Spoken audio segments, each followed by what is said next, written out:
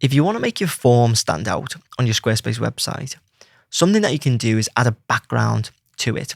And what this does is it creates a visual difference between the background of the actual section and then the background of the form. What a lot of forms will do is they'll just be transparent background and just the fields on top of the background. If you have, let's say, a video in the background or an image in the background, this doesn't have enough contrast and people can miss it. Whereas if you put a nice block of color behind, it really helps the form stand out. So I'm going to show you how to do it now. It's a really simple toggle and it should take about 20-30 seconds. On our site here, we've got a video in the background, so this is the perfect time to try this.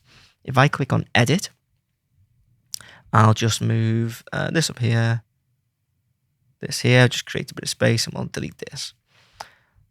We'll add a block, we'll grab a form, and you can see by default, this form kind of sucks. Like, it looks nice, we can style this up, but who's going to notice this? If I just save and give you the full effect here, it's not optimal.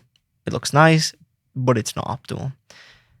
So if you're trying to optimize for conversions, what you want to do is just double click the form, click design, and then just toggle background. As I said, it's a really simple toggle. So you toggle this, looks like he's looking into the form, brilliant. And then background color, if you want to change it,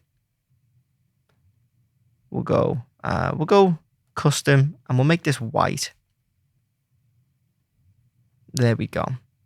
Now, for some reason, it's pulled everything down. So I'm just going to pull this back up here. We'll drag this up so we can get the full effect. So we'll drag this up. Pop that there. Hit save. And now what you can see is it makes so much more sense. It looks a lot more professional and people can't miss this form. And that is that. Super simple. Hopefully you found that useful. If you did, please make sure to leave a like and hit subscribe. And if you want me to build your Squarespace website, you can get in touch using the links in the description.